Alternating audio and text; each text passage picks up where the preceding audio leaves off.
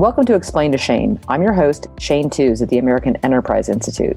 On this podcast, I interview tech industry experts to explain how the apps, services, and structures of today's information technology system work and how they shape our social and economic life. The United States is in the middle of a major rollout of new network designs for mobile technology, commonly known as 5G. 5G networking has the capacity to greatly enhance our economy through the major developments in machine-to-machine capabilities, allowing for more speed and less latency. The change happens in both the hardware and the software that it runs on, through network virtualization and software-defined networking. These changes in the network architecture are expensive to build, and the supply chain is full of decisions that come with a number of risks and opportunities. Recently, the U.S. Cyberspace Solarium Commission noted in their report they released in March that a domestic 5G network will increase America's internet attack surface. This means the multitude of devices soon to be connected to multiple networks will be a constant opportunity for bad actors to target network devices. This would allow access to both commercial and private data if they're not properly protected. Today's guest is Tommy Ross, Senior Policy Director at BSA, the Software Alliance. He authored a position paper titled Securing 5G, A Call to Harness Software Innovation, in which he discussed the transition from hardware-dominated networking to a more capable software-centric model with the new 5G engineering. So, Tommy, BSA sent a very well-structured set of comments to the NTIA on national strategy to secure 5G implementation. And they also released a recent position paper on securing 5G, A Call to Harness Software Innovation, both of which I believe you authored, which really got my attention. So one thing I would really like to focus on our discussion today is the importance of securing 5G to the network. So can we walk through how that happens both at the network level and the importance to the edge consumer? Absolutely. I mean, I think there's a lot of different elements in 5G security. You know, there's a lot of different technologies that go into building out a telecommunications network, particularly one as complex as 5G. But what we were trying to focus on in the two papers that you referenced is that 5G is really different from previous generations of telecommunications technology because it is so software-centric. And those software-centric capabilities in 5G bring with them certain built-in benefits that make it inherently more secure than previous generations. But they also create possibilities for applying different security techniques and security controls in new ways that can promise greater security throughout the network. I don't want to overstate that because there are huge risks, I think, that could come in a 5G network that is not architected thoughtfully, but there are certainly a lot of possibilities to bring to bear in securing the network. So when we think about the software-centric capabilities that are important in that regard, I think, first of all, as I said, there are inherent advantages. There are standards that build in stronger encryption and authentication, but also the IP basis, the internet protocol basis of the network enables more consistent or system-wide application of security controls. And the IP-based communications, as well as the cloud backbone underpinning 5G, allows for more flexibility in providing tailored environments and tailored solutions for different types of data. So when you think about the tailored solutions, there are possibilities. People talk about software-defined networking, network slicing, that kind of thing. What we're really talking about is using the ability of the cloud to create contained environments and apply those different environments to different types of data. So if you have IoT devices that are being used by consumers, you could potentially allow for traffic between those devices to occur on a channel that is completely separate from the communications between critical infrastructure technologies. And that really allows you to do a lot of different things. One is to keep any sort of actors that might be in one of those channels out of the other channels, but it also allows you to apply tailored security rules in those different environments. One other thing I'd say really quickly, just to introduce the conversation, is that beyond just network slicing or software-defined networking that allows you to apply that kind of wide-scale solution to, tailoring security rules to different types of environments, it also allows you to create private networks. So individual companies or individual critical infrastructure operators can create completely self-contained networks that allow them to take care of their communications needs and apply their own tailored security rules without depending on the broader network to do that for them. So that's a big advantage, and I think one that you'll see a lot of companies take advantage of. When I first was reading about software-defined networking, I was really fascinated with this whole idea, and I'm going to use the word fetching, but where you would be able to have a very smart set of boxes that have the capability to grab things, hence the fetching. So like you may need something for a moment in time for a project, but you don't need to hold on to that for a long time. You no longer have to build an entire network operation of hardware and specific software because of the cloud. I just thought, wow, what a great way to redesign this. So we're using all these amazing, innovative things that we've come up with, the combination of cloud and software. It really came to light for me. I just, for the sake of the audience who may are trying to grasp this, when I went to go look at a Tesla for the first time, I asked the sales guy, like, where's the rest of the engine? I was just staring. This is back when it was the Fisher body. I was like, I'm staring at this non-really engine. He said, well, basically it's a computer on wheels. We use firmware to do what the engine used to do. And I think about that example whenever I'm discussing software-defined networking, because it's so vital to the continued innovation in the network specifically. But you think about that with the Tesla car, they don't need as much of that physical, hardware of the engine, because they are actually using what we call middleware to just constantly download and upgrade and update the system. So take that kind of idea of what you're seeing drive around in a Tesla. You may not have known that was going on. You should go check it out. But it's, the whole idea of the software-defined networking, be able to fetch things down on the cloud and be able to push the upgrades, which are really important. But can you just step back for a second? Because the network slicing is sort of an unsung hero here. I mean, that's really interesting for an enterprise to be able to utilize their network capacity on different variations. So can you just walk us through network slicing a little bit here? I will do my best, absolutely. First of all, I think the Tesla analogy is a really good one for thinking about 5G more broadly, because I think, just as you think about the big motors and the pistons and stuff that you would find in a Cadillac from 30 years ago, you think about telecommunications networks 30 years ago or 50 years ago, and the operators like switching out connections and the circuit switching that previous generations of telecommunications technologies relied on. And it was all hardware driven. And now what is happening is there are efforts to replace hardware components at many, many different levels throughout the 5G architecture with software.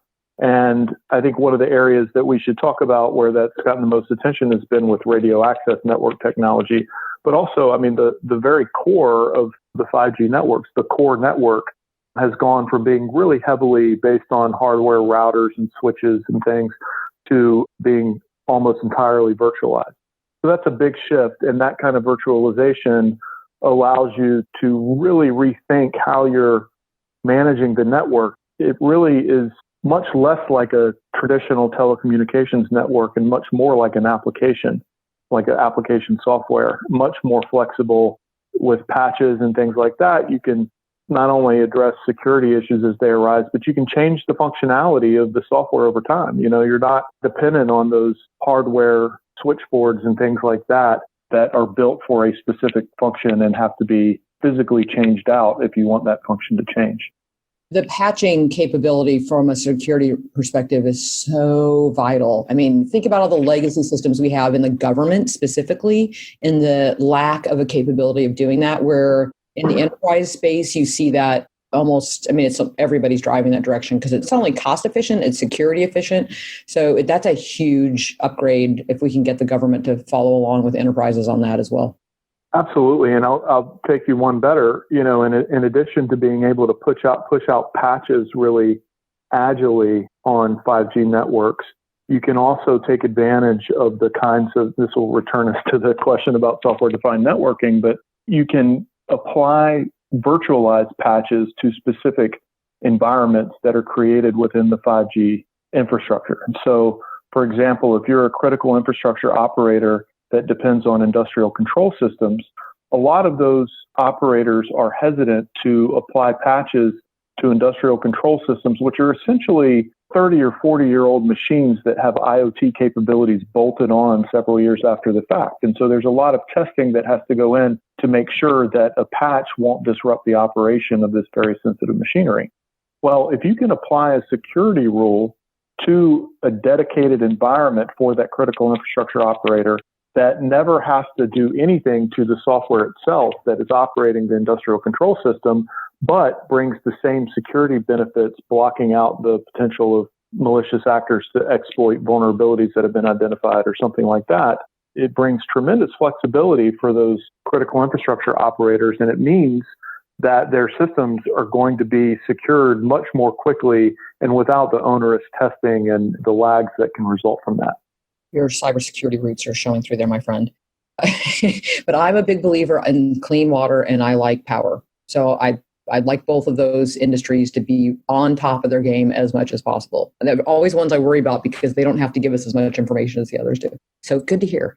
You mentioned radio access networking, RAN, and there's virtual vRAN. And lately in the news, we've been hearing about ORAN. What's going on with ORAN and how does that fit into the 5G operations and networking? Sure. I mean, there's probably 4 terms that people need to be familiar with. There's RAN, the radio access network technology, which is basically the technology that allows individual devices, your smartphone or whatever, to connect with the 5G network. It's the boxes that are on cell phone towers and that kind of thing in the current generation. And there'll be small cells and that kind of thing in the 5G generation.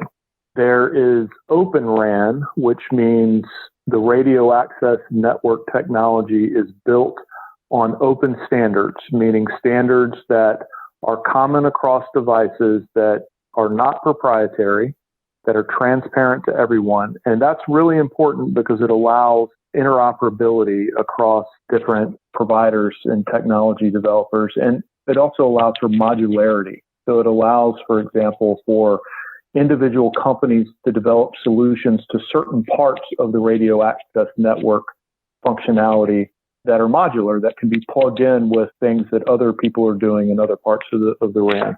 So all of that is really important for increasing the diversity of suppliers and for increasing competition to supply radio access network technology.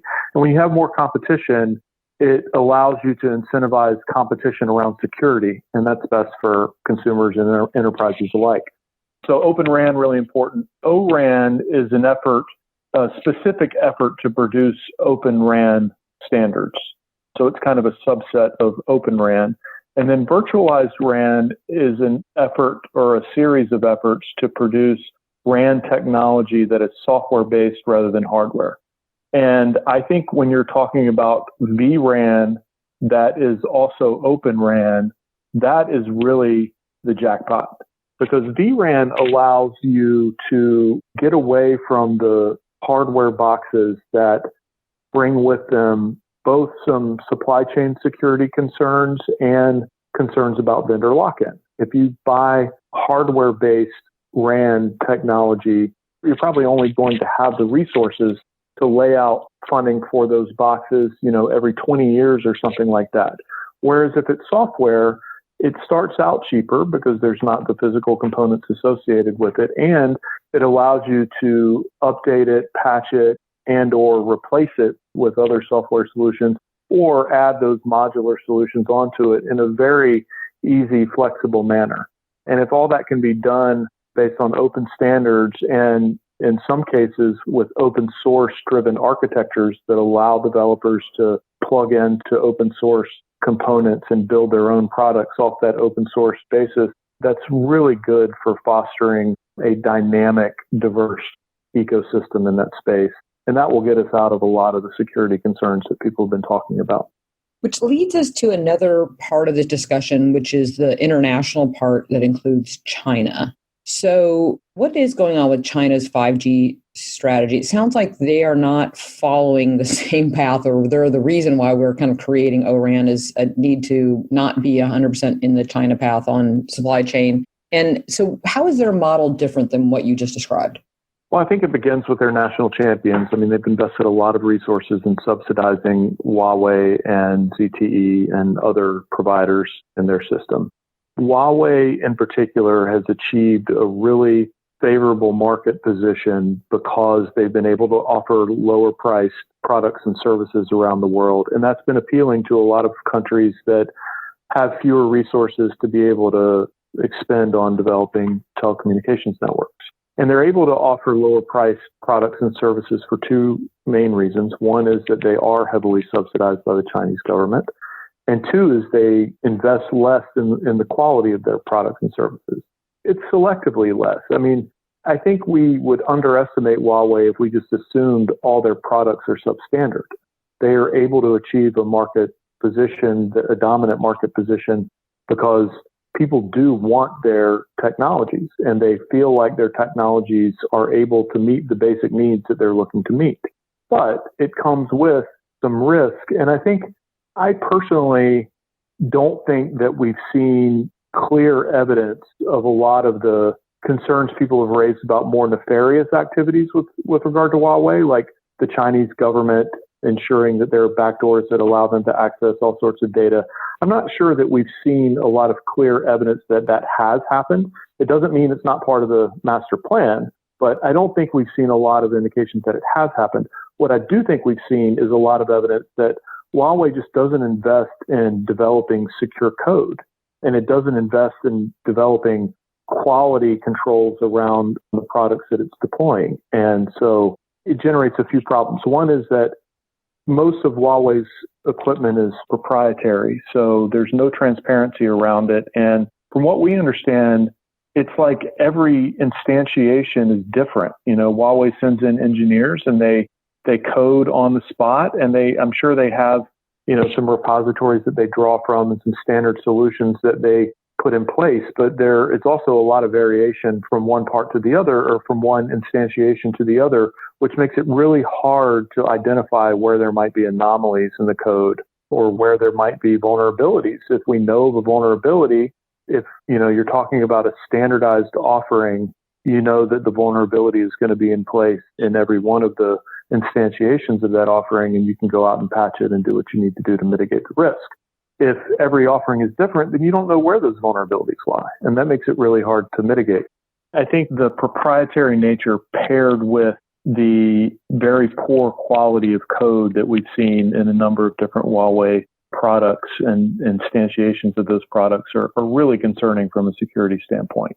However, their ability to compete, because the quality of their products is less, their ability to compete really depends on the proprietary nature of their products and services, because that helps put in place the vendor lock-in that makes sure that they have customers for the next few decades rather than just the next year or two until people find out that there are significant vulnerabilities or something.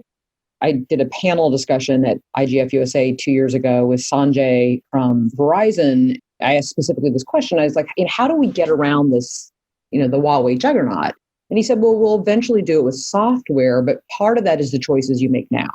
So if you're making the choice to go Huawei, you're really locked in, as you said, vendor lock-in for like 10 years, and software will be very difficult to solve that problem for you versus what you just described for us with the ORAN option of having the ability to update with software earlier in your network system, depending on the choices you make on hardware. You won't have that same challenge. I just never thought of it that way and found that a really interesting perspective. But you also just put an idea in my mind. I hadn't really thought about it. It's like, I'm willing to be suspicious of the Chinese because I can. And you're saying that they also just may be sloppy, which is like a whole nother problem I worry about. I'm that horrible friend that, like, when I go to your house and I say, what's your Wi-Fi passcode? And they're like, I don't know. And I'm thinking, well, if they don't know their Wi-Fi passcode, they probably never changed it from when it came out of the box. And I bet I can guess it. So the whole idea of making it just easier for cyber criminals to get, hack into a system because candidly, the coding is kind of, sloppy, gives me a whole nother level of fear. So thanks for that. As it should. As it should. I think the notion that we're making decisions right now that are going to impact the next 10 years, or that, we're going to be locked into solutions for the next 10 years is real. And for that reason, I cannot understand why we don't have the pedal to the metal in terms of plowing resources into innovation in this space. You see that in the Senate version, I believe, of the National Defense Authorization Act this year, where They did include some legislation to dedicate funding to research and development around ORAN and VRAN, and that's great. It's significantly less from an authorization standpoint than the amounts that were envisioned in the original legislation offered by Senator Warner and Senator Burr on the USA Telecommunications Act, but it's a start. And what I can't understand is if we know that this problem is out there and we know that there's a ticking clock, why aren't we rushing headlong to meet it? And why aren't we investing in U.S. companies to innovate solutions when we know that they have a long history of being able to do that in other areas and they have a bead on a solution here?